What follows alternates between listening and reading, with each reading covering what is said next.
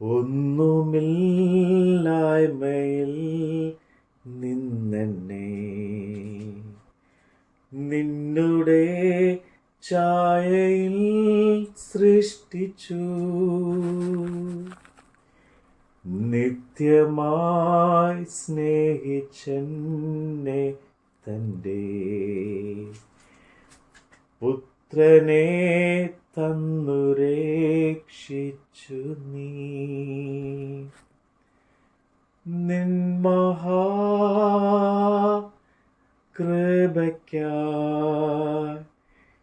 നിന്നെ ഞാൻ സ്തുതിച്ചിടുമെന്നും.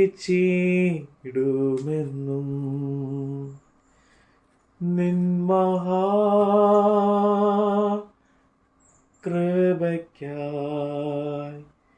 നിന്നെ ഞാൻ സ്തുതിച്ചിടുമെന്നും. യിരെമ്യാവ് പ്രവാചകന്റെ പുസ്തകം 19-ാം അധ്യായം. യഹോവ ഇപ്രകാരം കൽപ്പിച്ചു, നീ പോയി കുശവനോട് ഒരു മൺകുടം വിലയ്ക്ക് വാങ്ങി ജനത്തിൻ്റെ മൂപ്പന്മാരിലും പുരോഹിതന്മാരുടെ മൂപ്പന്മാരിലും ചിലരെ കൂട്ടിക്കൊണ്ട് ഹർസീത്ത് ഓട്ടുനുറുക്കി വാതിലിൻ്റെ പുറമേയുള്ള ബെൽഹിന്നോൻ താഴ്വരയിൽ ചെന്ന് ഞാൻ നിന്നോട് അരുളി ചെയ്ത വാക്കുകളെ അവിടെ പ്രസ്താവിച്ച് പറയേണ്ടത്. യഹൂദ രാജാക്കന്മാരും യെരൂശലേം നിവാസികളുമായുള്ളവരെ, യഹോവയുടെ വചനം കേൾപ്പിൻ. ഇസ്രായേലിന്റെ ദൈവമായ യഹോവ ഇപ്രകാരം അരുളി ചെയ്യുന്നു, കേൾക്കുന്നവന്റെ ചെവി മുഴുങ്ങാത്ത വണ്ണം ഞാൻ ഈ സ്ഥലത്തിൻ്റെ അനർത്ഥം വരുത്തും. അവർ എന്നെ ഉപേക്ഷിച്ച് ഈ സ്ഥലത്തെ വഷളാക്കി തങ്ങളും തങ്ങളുടെ പിതാക്കന്മാരും യഹൂദ രാജാക്കന്മാരും അറിഞ്ഞിട്ടില്ലാത്ത അന്യദേവന്മാർക്ക് അവിടെ വെച്ച് ധൂപം കാട്ടി. ഈ സ്ഥലത്തെ കുറ്റമില്ലാത്തവരുടെ രക്തം കൊണ്ട് നിറയ്ക്കുകയും ബാലിന് ഹോമ ബലികളായി തങ്ങളുടെ പുത്രന്മാരെ തീയിൽ ഇട്ട് ദഹിപ്പിപ്പാൻ ബാലിന് പൂജാഗിരികളെ പണിക്കുകയും ചെയ്തിരിക്കുന്നു. ഇത് ഞാൻ കൽപ്പിച്ചിട്ടില്ല, അരുളി ചെയ്തിട്ടുമില്ല, എൻ്റെ മനസ്സിൽ വന്നിട്ടുമില്ല. അതുകൊണ്ട് ഈ സ്ഥലത്തിന് ഇനി തോഫേത്ത് എന്നും ബെൽഹിന്ന താഴ്വര എന്നും പേര് പറയാതെ കൊലത്താഴ്വര എന്ന് പേര് പറയുന്ന കാലം വരും എന്ന് യഹോവയുടെ അരുളപ്പാട്. അങ്ങനെ ഞാൻ ഈ സ്ഥലത്ത് വെച്ച് യഹൂദന്മാരുടെയും യെരൂശലേമിൻ്റെ ആലോചനയെ നിഷ്ഫലമാക്കും.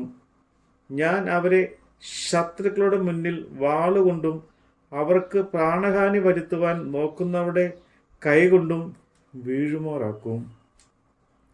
അവരുടെ ശവങ്ങളെ ആകാശത്തിലെ പക്ഷികൾക്കും കാട്ടിലെ മൃഗങ്ങൾക്കും ഇരയാക്കി കൊടുക്കുകയും ചെയ്യും. ഞാൻ ഈ നഗരത്തെ സ്തംഭനത്തിനും പരിഹാസനത്തിനും വിഷയമാക്കി തീർക്കും. അതിനരികെ കടന്നുപോകുന്ന ഏവനും സ്തംഭിച്ച് അതിന് നേരിട്ട സകല ബാധകളും നിമിത്തം ചൂളകുത്തും.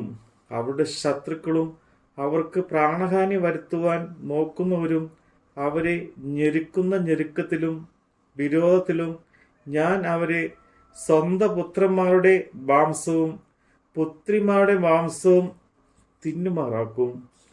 ഓരോരുത്തൻ താൻ്റെ കൂട്ടുകാരൻ്റെ മാംസം തിന്നും.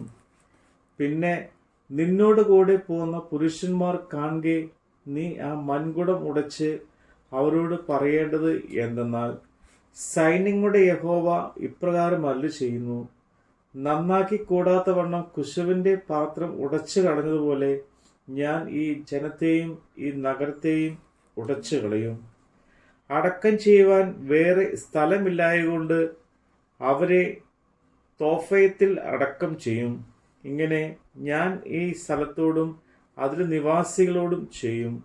ഞാൻ ഈ നഗരത്തെ തോഫയത്തിൻ്റെ സമമാക്കും എന്ന് യഹോവയുടെ അരുളപ്പാട്. മലിനമായിരിക്കുന്ന യെരൂശലേം വീടുകളും യഹൂദ രാജാക്കന്മാരുടെ അരമനകളും അവർ മേൽപ്പുരകളിൽ വെച്ച് ആകാശത്തിലെ സർവ്വ സൈന്യത്തിന്റെയും ധൂപം കാണിക്കുകയും അന്യദേവന്മാർക്ക് പാനീയബലി പകരുകയും ചെയ്ത എല്ലാ വീടുകളെയും തന്നെ തോഫെത്ത് എന്ന സ്ഥലം പോലെയാക്കും.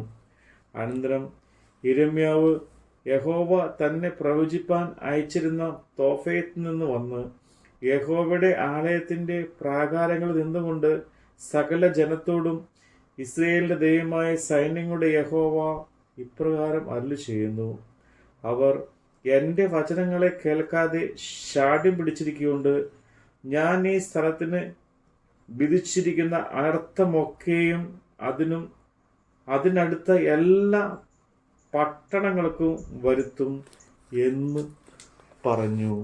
നമ്മുടെ കർത്താവിൻ്റെ വചനമാണ് നമ്മൾ കേട്ടത്. നാശമില്ലാത്ത അവകാശവും യേശുവിൻ ഭാഗ്യസന്നിധിയിൽ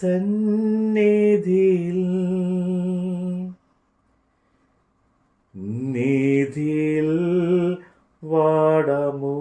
വാടമൂടികളും